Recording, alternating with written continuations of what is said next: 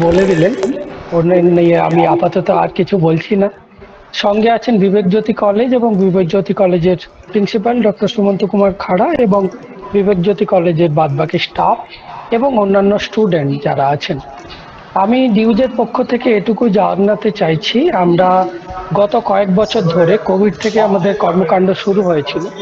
সেখানে আমরা চেষ্টা করছি স্টুডেন্টদের কিছু না কিছু বেনিফিট দিতে, অর্থাৎ যেই অংশগুলো নিয়ে খুব সম্ভবত খুব কম কাজ হয়েছে, যেমন স্টুডেন্টদের সবাই পড়ায় কিন্তু গাইড করে কজন, অথবা স্টুডেন্টরা কোন দিকে গেলে তাদের যে এম সেইটা তাড়াতাড়ি পূরণ করতে পারবে, অথবা কোন কোর্সটা তারা বেছে নিলে তারা সহজে সেই কোর্সের মূল্যটা বুঝে এবং বাজার দর অনুযায়ী অথবা আজকের দিনে দাঁড়িয়ে সেই কোর্সটা আদৌ সময়োপযোগী কিনা, এই ভাবনা চিন্তাগুলো গাইড করার জন্য আমরা চেষ্টা করে আসছি। এবং সেই ক্ষেত্রে স্টুডেন্টদের সহায়তার জন্য আগেও আমরা ওয়েবিনার করেছি।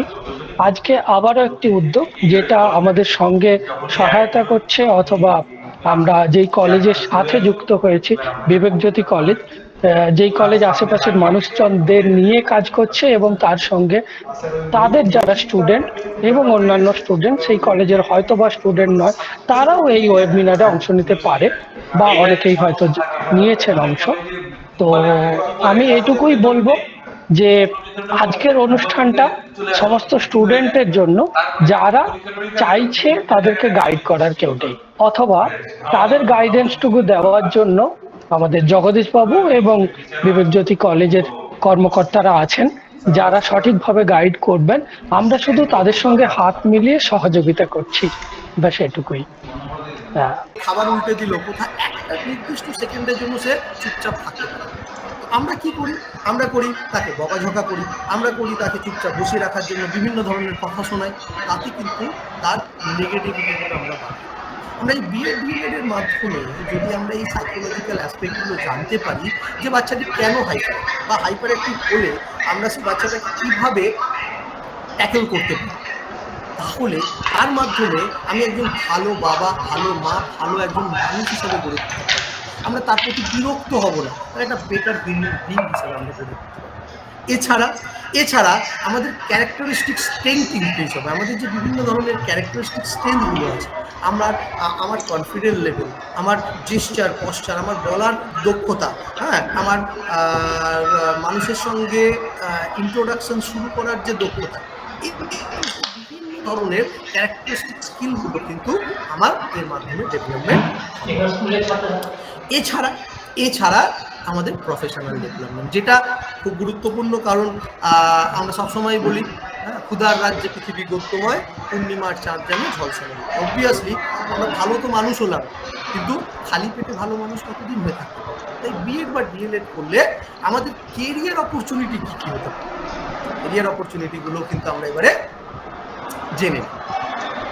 বিএড বা ডিএলএড কমপ্লিট করলে আমাদের সব থেকে প্রথমে যে কেরিয়ার অপরচুনিটিটা আসে সেটি হচ্ছে টিচিং প্রফেশন। আপনারা যদি স্লাইডটা দেখতে না পান আমাকে কিন্তু বারবার বলবেন, ঠিক আছে? টিচিং প্রফেশন, বিএড এবং ডিএলএড করলে আমাদের প্রথমেই যেটি মাথায় আসে যে আমরা বিএড করবো বা ডিএলএড করবো কেন, আমরা শিক্ষক হতে চাই, আমরা শিক্ষকতা প্রফেশনে যেতে চাই। শিক্ষকতা প্রফেশন ছাড়াও কিন্তু বিভিন্ন ধরনের প্রফেশন আছে যেখানে কিন্তু আমরা যেতে পারি।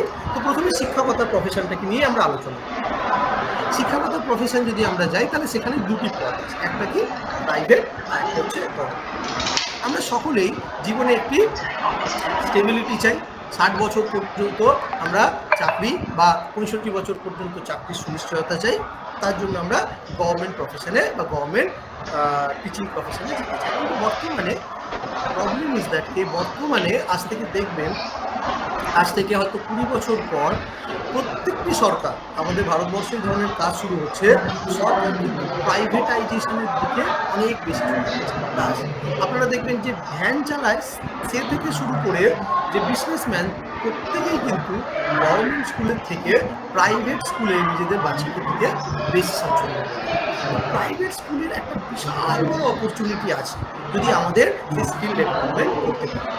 প্রাইভেট স্কুলের জন্য আমাদের সব থেকে প্রথমে কি দরকার না, আমরা বিএড এবং ডিএলএড কমপ্লিট আমাদের করতে হবে। উইদাউট বিএড ডিএলএড আপনি সরকারি বা বেসরকারি কোনো জায়গাতেই যেতে পারবেন না টিচিং প্রফেশনে। প্রাইভেট জবে যদি আমরা যাই তাহলে বিএড ডিএলএড যে স্কিলগুলি শেখানো হয়, যে স্কিলের মাধ্যমে আপনি একটা বেটার হিউম্যান বিং যখন হবেন, সেই স্কিলগুলো অ্যাপ্লাই করে আপনারা প্রাইভেট জব করতে। এবং আমি আপনাদের বলি, আজকের দিনে কিন্তু বড় বড় প্রাইভেট স্কুলগুলো কিন্তু যথেষ্ট ভালো স্যালারি দেয়। এবং ভালো স্কুল যেমন ধরুন Delhi public school, Asian international school, heritage school, হ্যাঁ, ডন বস্কো স্কুল, এই ধরনের স্কুলগুলোতে কিন্তু একটা বিশাল ভালো কেরিয়ার অপরচুনিটি আছে, যেখানে জব স্যাটিসফ্যাকশন আছে, জব স্টেবিলিটি আছে। তাই প্রাইভেট জবের মাধ্যমেও কিন্তু আমরা আমাদের কেরিয়ার। এছাড়া গভর্নমেন্ট জবে যদি আমরা যাই তাহলে এটি দুটি অপশন, একটা হচ্ছে সেন্ট্রাল গভর্নমেন্ট আর একটা হচ্ছে স্টেট গভর্নমেন্ট। সেন্ট্রাল গভর্নমেন্টের জবে যদি আমরা যাই তাহলে সেন্ট্রাল গভর্নমেন্টের দু ধরনের টিচিং প্রফেশন থাকে, একটা হচ্ছে পিজিটি আর একটা হচ্ছে টিজিটি। এখানে আপনি কেন্দ্রীয় বিদ্যালয়, নবোদয় বিদ্যালয়, আর্মি পাবলিক স্কুল, এই ধরনের বিভিন্ন ধরনের ডিপার্টমেন্ট, আইসিএসসি বিভিন্ন ধরনের বা সিবিএসসি বিভিন্ন ধরনের স্কুলে আপনারা চাকরি করতে পারবেন। নিজেদের বিএড এবং ডিএলএড এর পর স্কিলগুলি যদি সেভাবে আপনারা ডেভেলপ করেন, আমার কিন্তু প্রচুর পরিচিত আছে যারা কিন্তু নবোদয় বিদ্যালয় বা কেভিতে শিক্ষকতা করছে। এবং এখানে একটা ভালো ভ্যাকেন্ট সুযোগ কিন্তু এখনো আছে বিভিন্নভাবে। কেভিতে কেন্দ্রীয় বিদ্যালয় বিভিন্ন জায়গায় আছে, সেখানে কিন্তু প্রচুর ভ্যাকেন্সি এখনো আছে এখানে। এবং সব থেকে গুরুত্বপূর্ণ, সমাজ থেমে থাকছে না, সমাজ এগোচ্ছে।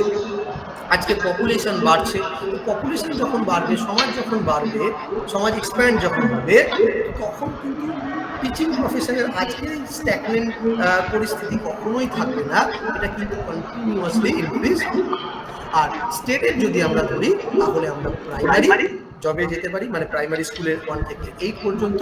আর এসএলএসটির মাধ্যমে আমরা আপার প্রাইমারি, সেকেন্ডারি এবং হায়ার সেকেন্ডারি প্রফেশনে স্কুল টিচিংয়ে যেতে পারি।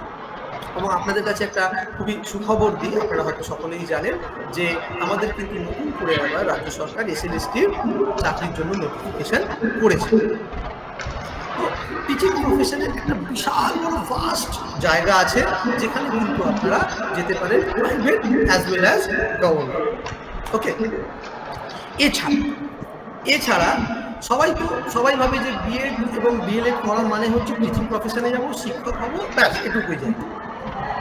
শিক্ষক ছাড়া অনেক অপরচুনিটি আছে, যে অপরচুনিটিগুলো কিন্তু আপনারা এক্সপ্লোর করতে পারেন, যে এক্সপ্লোরগুলো কিন্তু আপনাদেরকে অনেকেই বলে না কেরিয়ার কাউন্সিলিংয়ের মাধ্যমে, যেটি আমি আপনাদের কাছে তুলে ধরতে চাই। যেমন আপনারা বিএড এবং ডিএলএড কমপ্লিট করার পর, টিচার্স ট্রেনিং কমপ্লিট করার পর আপনারা স্কুল অ্যাডমিনিস্ট্রেশন পজিশনে যেতে পারেন, আপনারা স্কুল ইন্সপেক্টর এসআই পজিশনে যেতে পারেন, বা স্কুল ইন্সপেক্টর রিলেটেড বিভিন্ন ধরনের কোর্স, বিভিন্ন ধরনের ভ্যাকেন্ট পজিশন আছে।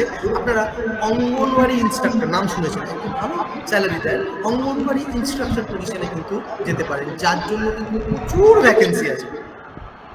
ভ্যাকেন্সি আছে। অঙ্গনবাড়ি ইনস্ট্রাকশনের আপনারা আশেপাশে আপনাদের গ্রামের বিভিন্ন জায়গায় যে অঙ্গনবাড়ি চলে, সেই কয়েকটা অঙ্গনবাড়িকে নিয়ে একটা ক্লাব বানানো আছে, সেই ক্লাবের যে ইনস্ট্রাক্টর, সেই ইনস্ট্রাক্টর পজিশনগুলো কিন্তু খালি পড়ে আছে।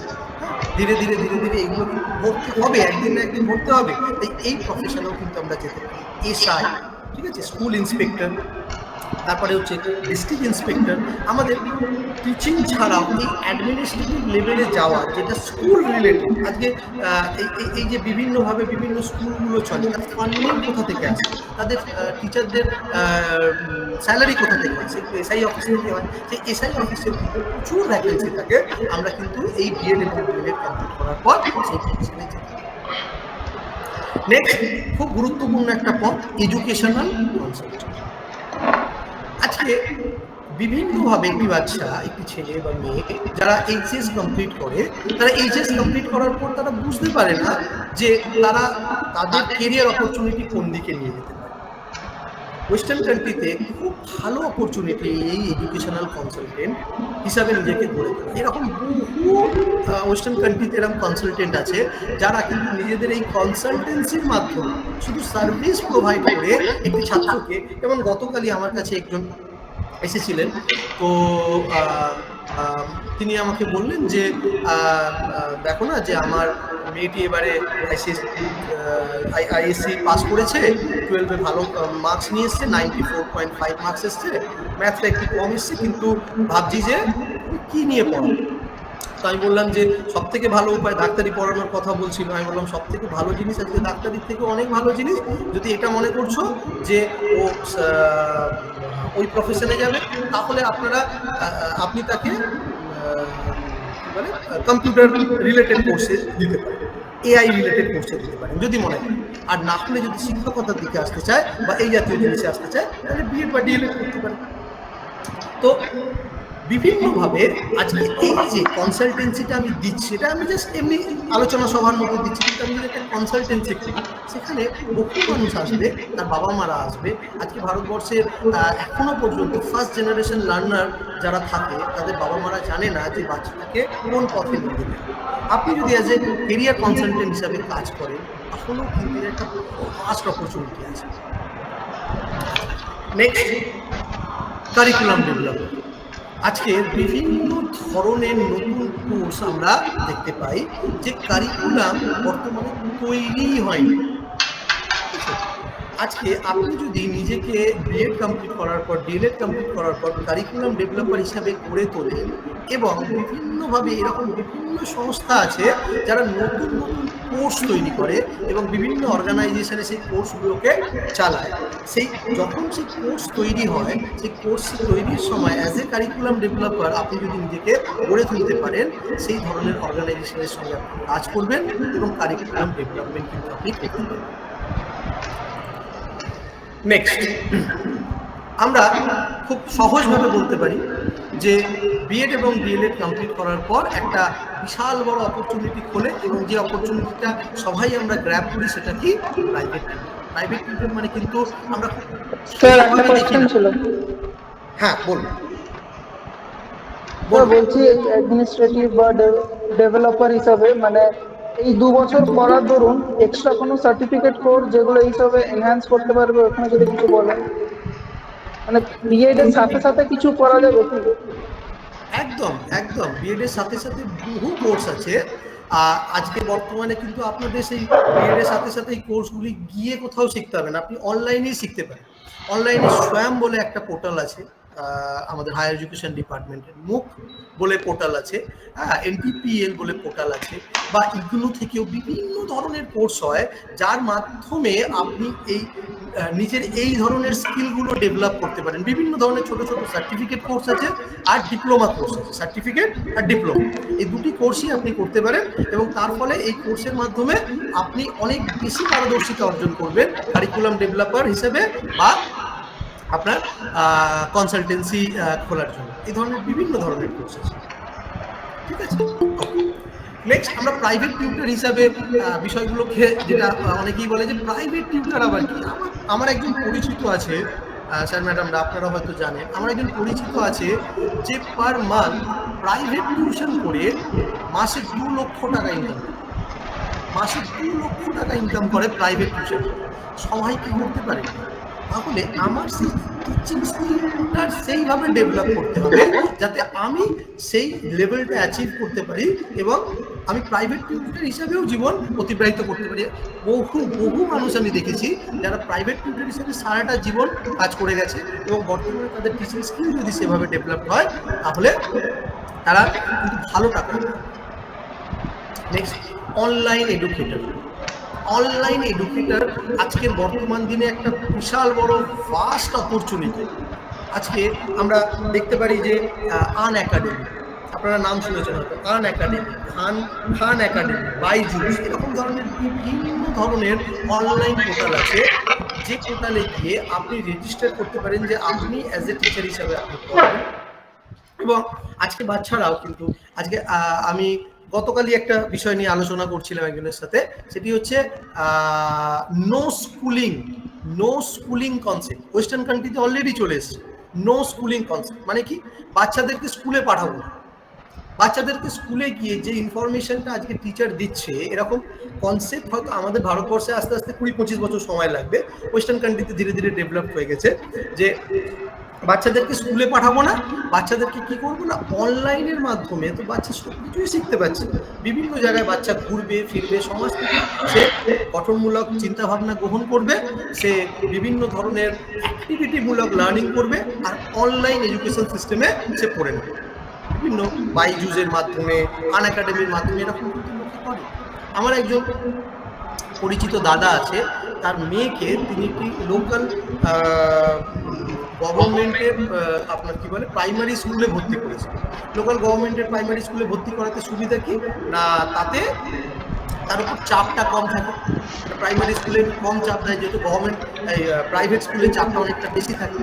ভর্তি করেছে, তার সঙ্গে সঙ্গে কি করেছে না, বাইজুসের মাধ্যমে সে প্রত্যেক দিন সন্ধ্যেবেলা বাইজুসের মাধ্যমে ক্লাস করছে। অনলাইন যে বাইজুসের মাধ্যমে ক্লাসগুলো তো কাউকে না কাউকে তৈরি করতে হয়, কিন্তু এমনি এমনি কেউ হয় না। তাহলে এই অনলাইন টিউটার হিসাবে আজকে একটা বিশাল বড় অপরচুনিটি আছে।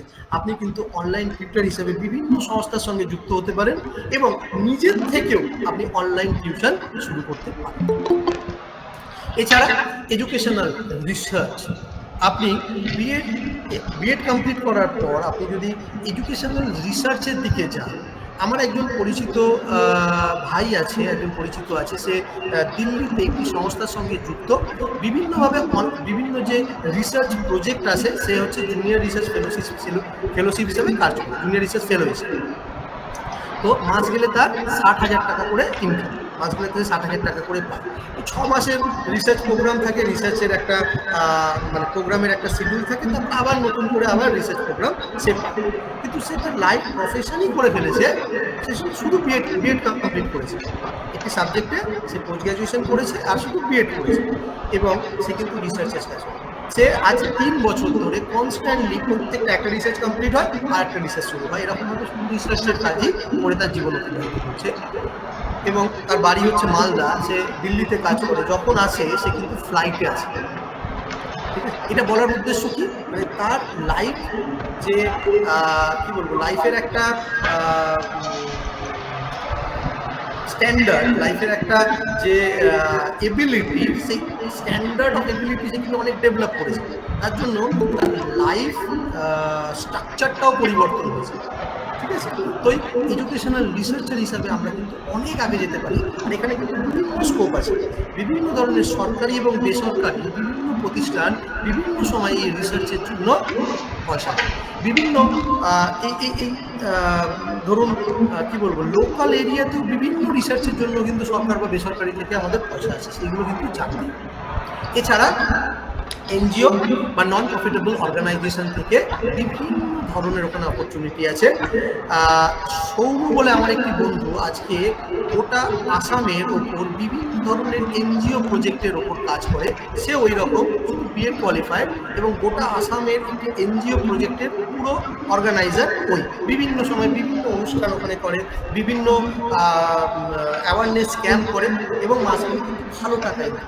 এগুলো আমি নাম দিয়ে বা এগুলো এক্সাম্পল দিয়ে বলার উদ্দেশ্য কি, না এনজিওতেও ঢুকে আপনি আপনার নিজের কেরিয়ারকে গড়ে তুলতে পারবেন। এছাড়া ফার্দার স্টাডিজের অপশন তো আছেই, আপনারা বিএড বা ডিএলএড কমপ্লিট করার পর আপনারা এমএড করতে পারেন, পরবর্তীকালে পিএইচডি করতে পারেন। কিন্তু বিষয় হচ্ছে দ্য ফিউচার প্রসপেক্ট সবসময় ডিপেন্ড করে যে আপনার লোকালিটি ডিমান্ড আর ইন্ডিভিজুয়াল এবিলিটি। আপনি বললেন যে আজকে চাকরি নেই, কিছু নেই, হ্যাঁ, আজকের পরিস্থিতি খুব খারাপ, কিন্তু বিষয়টা সত্যিই কি খারাপ? যদি সত্যিই খারাপ হতো তাহলে মানুষ তো না খেতে পেয়ে মরে যেত।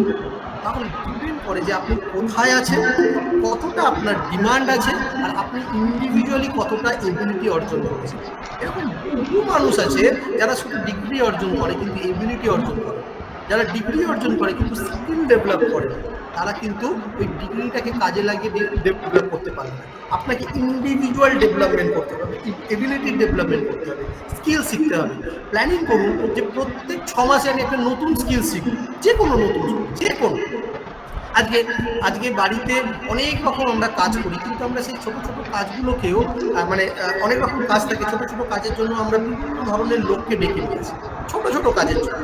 সেই ছোট ছোট কাজগুলো যদি আমরা স্কিল ডেভেলপ করি, আমরা লাইফে কিন্তু অনেক অপরচুনিটি লাভ করতে পারি। সেরকমভাবে টিচিং প্রফেশনেও কিন্তু অসংখ্য অসংখ্য স্কিল আছে, যে স্কিলগুলো কিন্তু আমরা 6 মাসে ডেভেলপ যদি করি, তাহলে এই বিএড এবং ডিএলএড করার পরে একটা বিশাল বড় ভিউ একটা অপরচুনিটি খুলে যায়। Thank you. লাস্টে এটাই বলবো, স্বামী বিবেকানন্দের এই উক্তিটা আমার খুব মন ছুঁয়ে যায়। সেটি হচ্ছে, you have to grow from the inside out, none can teach you, none can make you spiritual, there is no other teacher but your own. Thank you.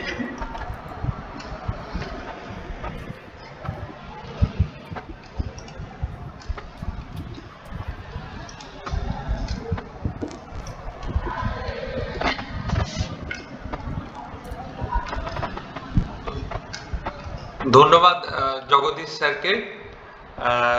Doctor Samanta এতক্ষণ ধরে আমাদের বিএড, ডিএলএড, এই টিচার্স ট্রেনিং যে প্রোগ্রামগুলো রয়েছে সেই প্রোগ্রামগুলো করার উপযোগিতা কি, এবং তারপরে সেই ডিগ্রিগুলো করে আমরা আমাদের নিজেদের কিভাবে জীবনে উন্নতি করতে পারি বা কেরিয়ার ডেভেলপমেন্ট করতে পারি, সেই বিষয়ে মূল্যবান মতামত রেখেছেন।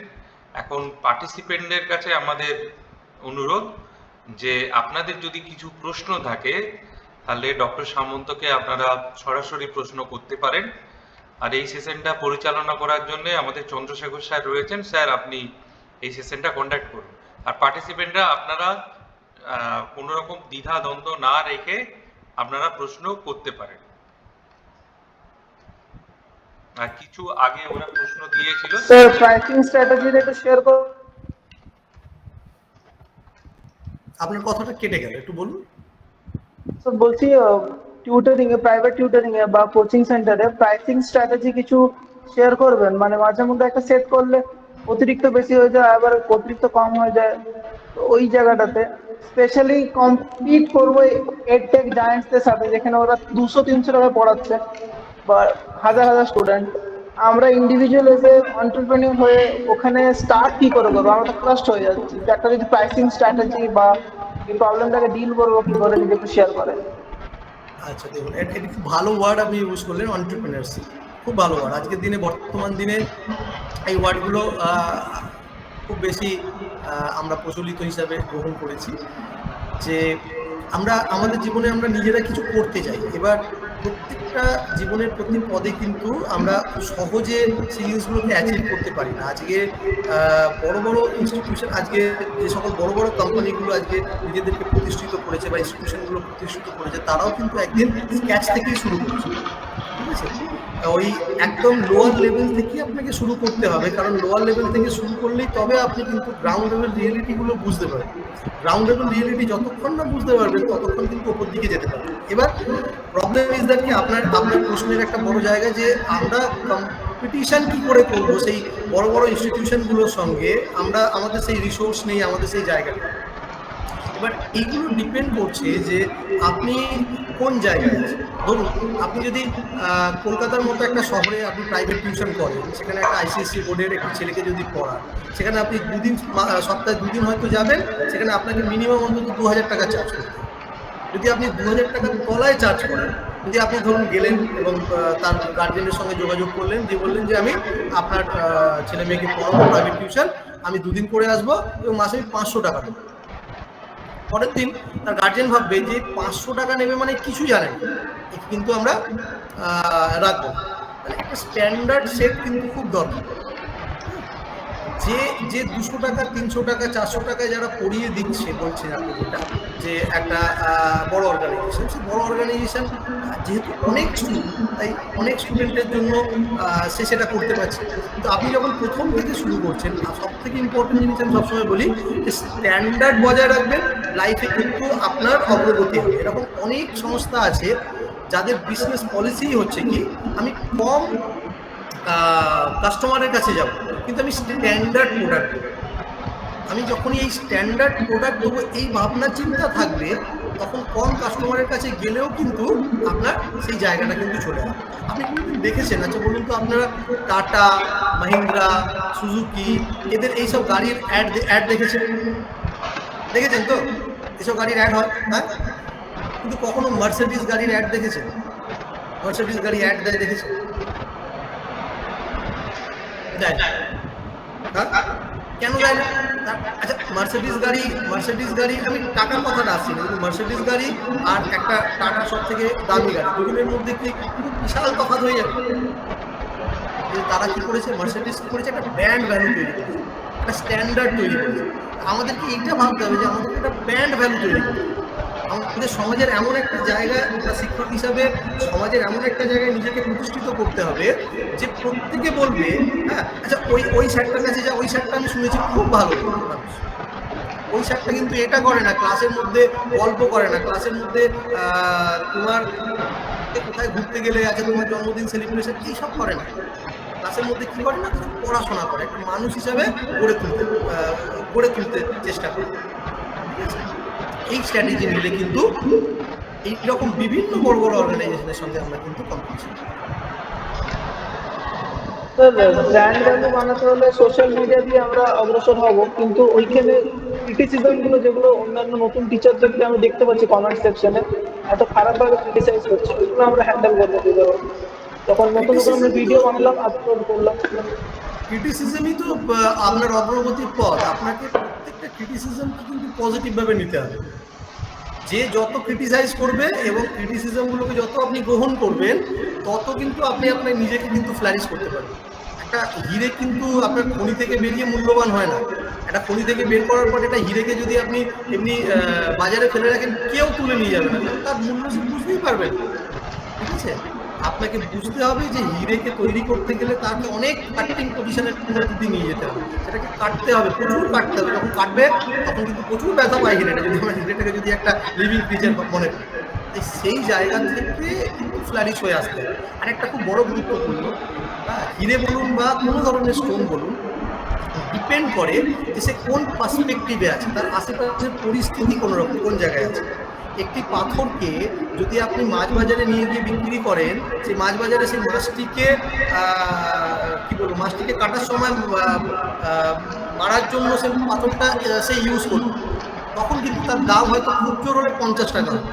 আপনি যদি সেটাকে যদি কি বলবো, যদি একটা স্কুল কলেজের বা কোনো অফিসের জায়গায় নিয়ে আসেন এবং সেটা পেপার ওয়েট হিসাবে রাখেন, সেই পাথরটাই তখন কিন্তু আপনার 100 টাকা হিসাবে ইউজ হবে। আবার সেই পাথরটাই কিন্তু এমন এক পজিশনে নিয়ে গেলেন, এই পাথরটাকে এক জায়গায় আমি কি করবো, শো করে রেখে দেবো, একটা জাদুঘরের সামনে বা একটা বিশাল বড় বিল্ডিং এর সামনে আমি সেই পাথরটাকে কি করলাম, এমনভাবে রাখলাম, এটা একটা আর্টিস্টিক ভিউ হয়ে গেল। সেই পাথরটাই তখন 2 লাখ টাকায় বিক্রি হবে। ডিপেন্ড করছে যে আপনি কোন পরিস্থিতিতে জিনিসটাকে কিভাবে আপনি ধন্যবাদ। নেক্সট। Thank you sir.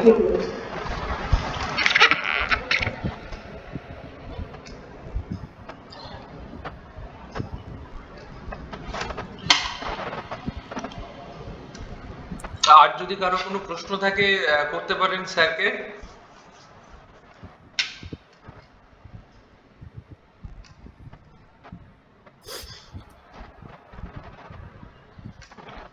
আপনারা ওপেনলি প্রশ্ন করতে পারেন, যে কোনো ধরনের প্রশ্ন করতে পারেন, কোনো সমস্যা নেই।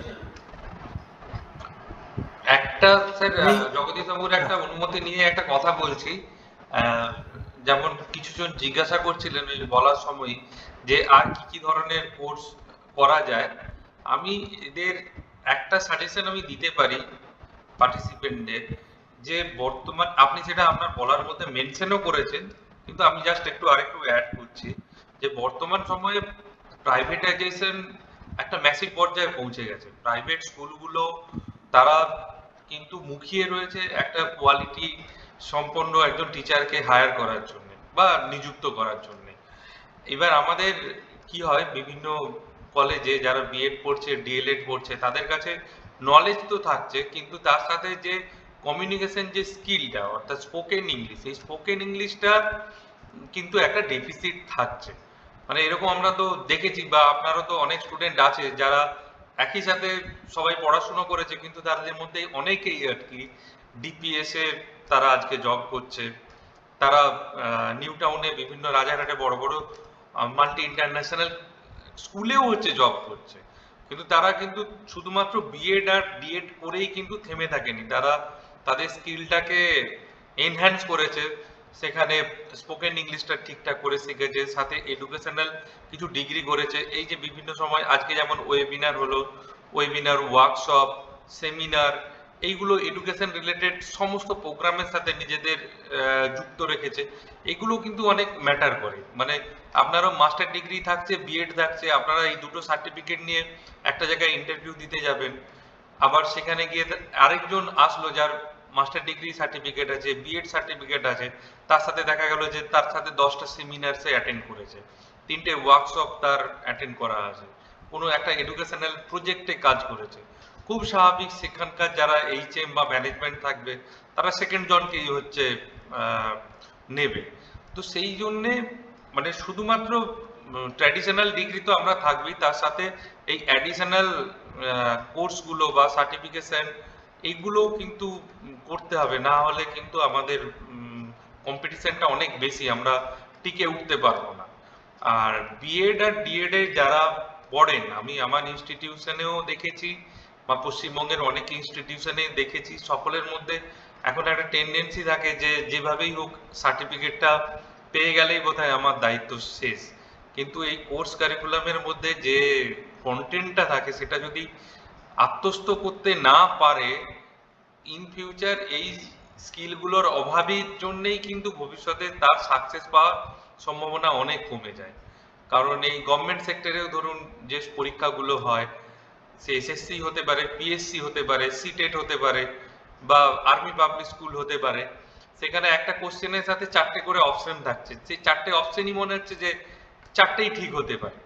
সেখানে এই রেগুলার ক্লাস করা বা কোয়ালিটি ক্লাস করা বা পড়াশুনো করা, এটা একটা ডিপেন্ড করে।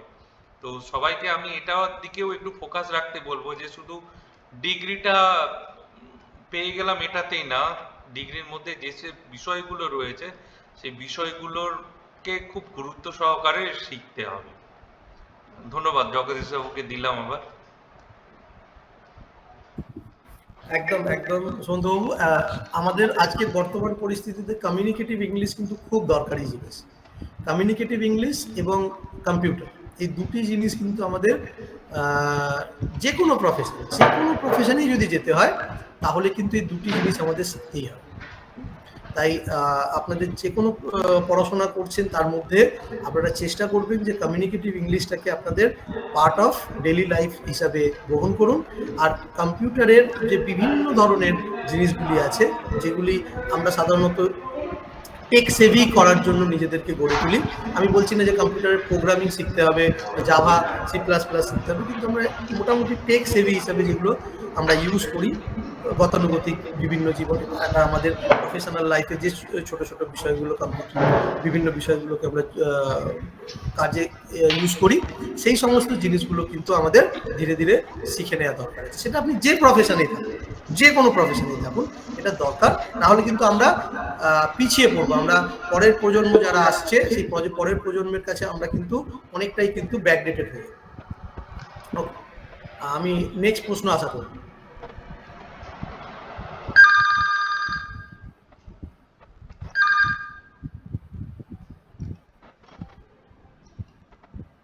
যদি আর প্রশ্ন না থাকে তাহলে আমরা এটাকে কন্টিনিউ এই মুহূর্তে আর করবো না।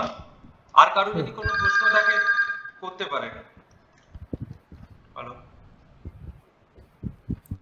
একটু পরে করুন ফোনটা, হ্যাঁ 5 মিনিট পরে।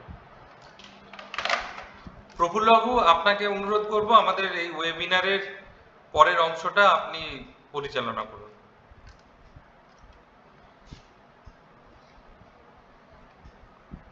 নমস্কার। আজ বিবেকানন্দ কলেজের ব্যবস্থাপনায় career and placement sell of Vivekananda college এবং দাসপুর ইউফোরিক ওয়েলফেয়ার সোসাইটির যৌথ উদ্যোগে এবং ঐকান্তিক প্রচেষ্টায় আমরা একটি নতুন এবং অত্যাধুনিক একটি বিষয় নিয়ে ওয়েবিনার এর মাধ্যমে আলোচনা করলাম।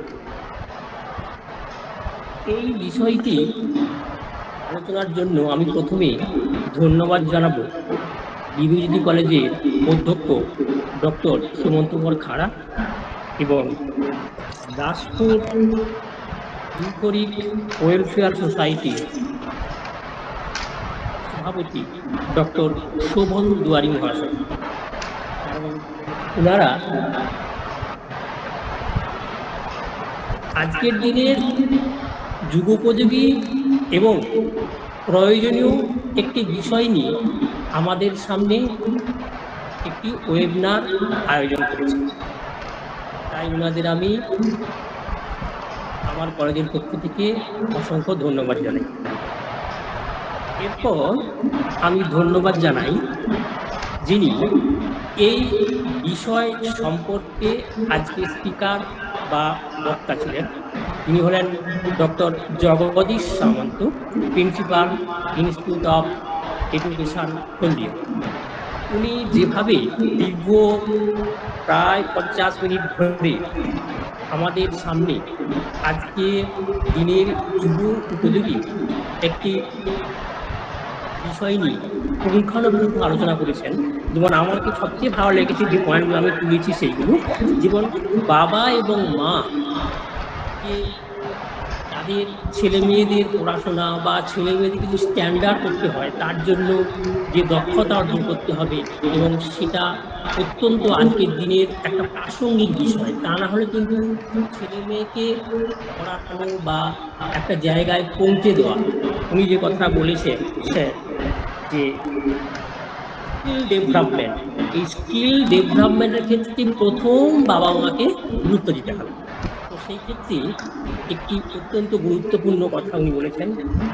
দ্বিতীয় যেটি উনি বলেছেন যে লাইফ স্ট্যান্ডার্ড, কেরিয়ার প্রকাশ। এই একজন শিক্ষার্থী বা একজন ব্যক্তি বা একজন মানুষের ক্ষেত্রে কেরিয়ার প্রকাশ করতে হলে তার কোন দিকে দিশা যাবে, সেই দিশা দেখানোর জন্য আমরা যারা বিএডের অধ্যাপক বা ডিএড কলেজের অধ্যাপক, তাদের প্রত্যেকেরই এই ধরনের একটি সেমিনারে অংশগ্রহণ করা অত্যন্ত জরুরি। কারণ আমাদের জানা উচিত যে প্রত্যেকটি শিক্ষার্থীর তার নির্দিষ্ট একটা লক্ষ্য আছে এবং উদ্দেশ্য আছে, এবং সেই লক্ষ্য উদ্দেশ্যকে সামনে রেখে তাকে এগাতে হবে, এবং তবেই কিন্তু সে প্লেসমেন্ট হিসেবে যেতে পারে। অতএব উনি কিন্তু এই কথাগুলো বেশ সুন্দরভাবে ব্যাখ্যা করেছেন। আর আমাদের স্যার ডক্টর সুমন্ত কুমার খাড়া মহাশয় যে একটি কথা বলেছেন, কোয়ালিটি টিচার। আজকের দিনে এই জাতীয় শিক্ষানীতিতে একটা বিষয় দেখা যাচ্ছে যে কোয়ালিটি ইন এডুকেশন। এই কোয়ালিটি এডুকেশনটা করার ক্ষেত্রে অত্যন্ত গুরুত্বপূর্ণ একটা বিষয়। কারণ আমরা মাধ্যমিক, উচ্চ মাধ্যমিক, অনার্স, এমএ, বিএ এগুলো সমস্ত মার্কশিট পেয়েছি আমরা পুঁথিগত বিদ্যার মাধ্যমে, কিন্তু আমরা ওয়েবিনার, সেমিনার, কিন্তু ফিল্ড ওয়ার্কের কাজ বা পিএইচডি রিসার্চের কাজ, এই সমস্ত যে স্কিল বেসড যে সকল কাজগুলো, সেইগুলো অত্যন্ত প্রয়োজনীয় আজকের দিনে কোনো শিক্ষার্থীকে গাইড করার ক্ষেত্রে বা ভালো শিক্ষক হওয়ার ক্ষেত্রে, বা আমার নিজের শিক্ষক স্কিলকে ডেভেলপ করার জন্য, আরও উপরের দিকে প্লেসমেন্টে যাওয়ার জন্য। এইগুলো বিষয় খুব সুন্দরভাবে ব্যাখ্যা করেছে। আসলে যে কথাগুলো বলা হয়েছে সমস্ত কিন্তু আজকের দিনে যে 2020 সালের শিক্ষানীতি ব্যাখ্যা করা হয়েছে নন কনভেনশনাল এডুকেশন। এই নন কনভেনশনাল এডুকেশনটা কিন্তু খুব গুরুত্বপূর্ণ কথা, এবং এই ধরনের কথাগুলো সমস্ত প্লেসমেন্ট ছেলের ক্ষেত্রে খুবই গুরুত্বপূর্ণ এবং প্রয়োজনীয় এবং জরুরি। যার ফলে আজকের যে বিষয়টি আমার কাছে খুব অত্যন্ত গুরুত্বপূর্ণ এবং আমার কাছে গ্রহণযোগ্য এবং যুগোপযোগী একটি পদক্ষেপ। তাই এই সেমিনারে আজকে যারা অংশগ্রহণ করেছেন তাদের মধ্যে আমাদের যে ইন্টার্ন স্কুল, যে স্কুলগুলো রয়েছেন, তাদের প্রধান শিক্ষক এবং প্রধান শিক্ষিকা মহাশয়া, তাদের আমরা চিঠি করেছিলাম। আমাদের যারা উচ্চ মাধ্যমিক পরীক্ষা দিয়ে দিয়েছেন যে সকল স্কুলের ছাত্রছাত্রীরা, তারা যাতে এই শিবিরে অংশগ্রহণ করে তার জন্য আমরা যোগাযোগ করেছি এবং তারা অংশগ্রহণ করেছেন, যার ফলে তাদেরও আমি অনেক ধন্যবাদ জানাই। এবং যে সকল উচ্চ মাধ্যমিক পরীক্ষায় পাশ করা স্টুডেন্ট বা বিবেচনা কলেজের অনেক পুরনো শিক্ষার্থী এবং আজকে যারা বিএড এর ফার্স্ট সেমিস্টার বা ফোর্থ সেমিস্টার, বিএড এর ফার্স্ট ইয়ার বা সেকেন্ড ইয়ার বিবেচনা কলেজের তারা অংশগ্রহণ করেছেন, তাদের ধন্যবাদ জানাই। এবং বিবেচনা কলেজের এই অর্গানাইজিং কমিটি যারা থেকে প্রায় 10 দিন ধরে এই সেমিনারটি আয়োজন করার জন্য বিশেষভাবে অনলাইনে চেষ্টা করেছেন। প্রেসিডেন্সিয়াল কমিটি আমাদের কনভেনার আছেন সিডি সাহেব, চন্দ্রশেখর দত্ত এবং ডিএলএডএসের তন্ময় দাস আছেন। ওনাদের আমি অসংখ্য ধন্যবাদ জানাই, কারণ ওরা কঠোর পরিশ্রম করেছেন। আমি জানি যে কিভাবে এই সেমিনারটাকে সফল করা যাবে, কিভাবে আয়োজন করা যাবে, কিভাবে অনলাইনে ছেলেমেয়েরা রেজিস্ট্রেশন করতে পারবেন, কিভাবে ছেলেমেয়েরা করতে পারবে এবং বিভিন্ন স্কুলে যে সকল প্র্যাকটিসিং স্কুল আছে সেই স্কুলে আমাদের যারা মেন্টর ছিলেন এবং তারাও এই চিঠিপত্রগুলো পৌঁছে দিয়ে তাদের হেডস্যারদের সঙ্গে কথা বলেছেন, হেডমিস্ট্রেসের সঙ্গে কথা বলেছেন, যাতে তারা ভালোভাবে অংশগ্রহণ করতে পারেন। সেই সকল মেন্টর টিচারদের আমি ধন্যবাদ জানাই বিবেচনা কলেজের সমস্ত সকল অধ্যাপক, অধ্যাপিকা এবং শিক্ষাকর্মীদের। তারাও এই সেমিনারটি আয়োজন করার জন্য বিশেষভাবে সহযোগিতা করেছেন আমাদের। এবং আমি ধন্যবাদ জানাই এই সেমিনারটি করার ক্ষেত্রে আমাদের শিক্ষক আইপিএসি মিস্টার মানস কুমার সাহু স্যার এবং ন্যাক কোঅর্ডিনেটর অমিত জানাকে। ওনারা আমাদের এই প্রস্তাব দিয়েছিলেন যে আপনারা এই ধরনের একটি সেমিনার করুন, এবং সেমিনার করলে আপনাদের শিক্ষার্থী, শিক্ষক এবং সমাজে বিভিন্ন স্তরের মানুষ উপকৃত হবেন। আবার আমি বলি যে আমাদের সেমিনারটি আজকে খুব সফল হয়েছে। আমরা আগামী দিনে অনলাইন অফলাইনে চেষ্টা করব আরো সুন্দর করে, আরো ভালোভাবে অন্যান্য বিভিন্ন যে ট্রেনিং কলেজগুলো আছে বিএড এবং ডিএড, সেই সকল কলেজের ছাত্রছাত্রী, অধ্যাপক, অধ্যাপিকা এবং বিভিন্ন আমাদের যে ট্রেনিং কলেজ আছে, ট্রেনিং স্কুলগুলো আছে, সেই স্কুলের শিক্ষক এবং শিক্ষার্থীদেরকে আবার একটি অফলাইন এই ধরনের প্লেসমেন্ট সেলের উপরই সেমিনার চেষ্টা করব। নমস্কার, ধন্যবাদ।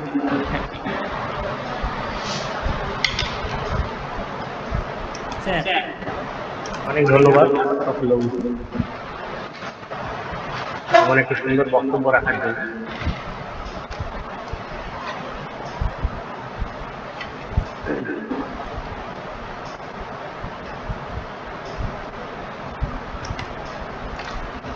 সবাইকে বিবেক জ্যোতি কলেজের পক্ষ থেকে আবার একবার ধন্যবাদ জানাই।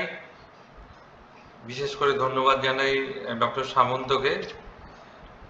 উনি ওনার ব্যস্ত সময় থেকে কিছুটা সময় আমাদের জন্য দিয়েছেন, আর আমাদের খুব ভালো লাগবে এই ওয়েবিনারের যা কিছু নির্যাস সেটা যদি আমাদের ছাত্রছাত্রীদের কাজে লাগে।